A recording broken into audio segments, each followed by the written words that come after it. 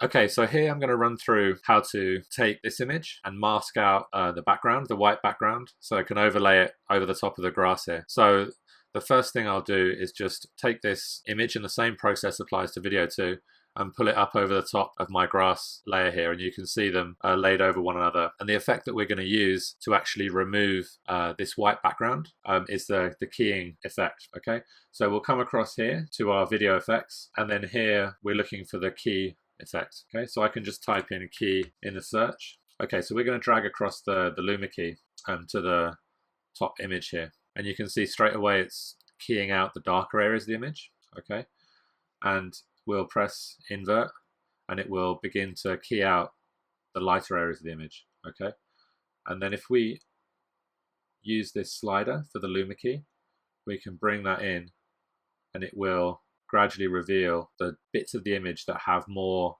color information in them, so the areas that have color. So you can see here quite quickly we get those different parts of the image. So that's with a simple image that's on a white background like that, then that's one way that we can really quickly key off our image. In some of my images here I have holes in them. I'll just zoom in a little so we can see this a bit more clearly. So I have some holes in those parts of the image, and you can see that if I play around with these settings, then eventually I end up with a pretty good mask of those images. So there's lots of different options here to actually kind of adjust things. One thing that we can do as well is if we look at the view options here, then we have the view which is showing us our image on top of the layers, but then we have this view of the mask, so basically the black and white image that's masking things out. And sometimes here it's easier to see where there are problems in our mask, things we don't see when we're actually just viewing it on top of the layers.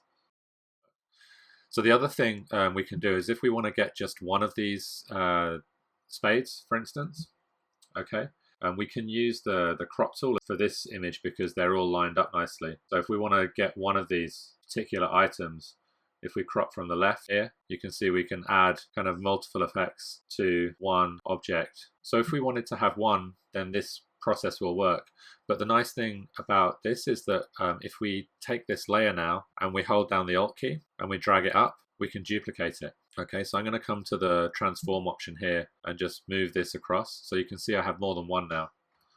And then if I come down to my crop again, I can change my cropping so I get multiple objects. So I can layer up in here and then have those multiple objects.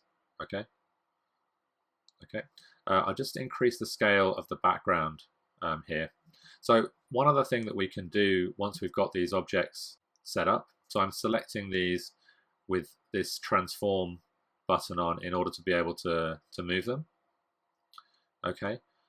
One thing we can do with these is we can actually animate the location. Okay, so if we come to the position option here and I add a keyframe, so this position has a little keyframe button just to the right here, and I drag that off the screen, and then I come ahead in time and drag it back onto the screen, you can see now it's going to animate between those two different points. Okay, so we get some animation. We have control over the location. We can also come in and do things like rotation as well. So we can kind of have it rotate on, so you can get it to rotate. We can also control the scale. So okay, so I'm just going to come back to the beginning and scale it down. Okay, and now that should animate on, and here now I can scale it up. So now it scales up, okay, to there. So that's some simple animation. The nice thing and the way that this will work well in Final Cut is that when it's rendering, you can have as many layers as you want, whereas with something like PowerPoint, it will struggle once you get to too many objects on screen. So that concludes the tutorial. I hope you enjoyed it. If you have any questions that you'd like me to answer, just drop me a tweet at Ben Halsell, and I look forward to you watching the next tutorial.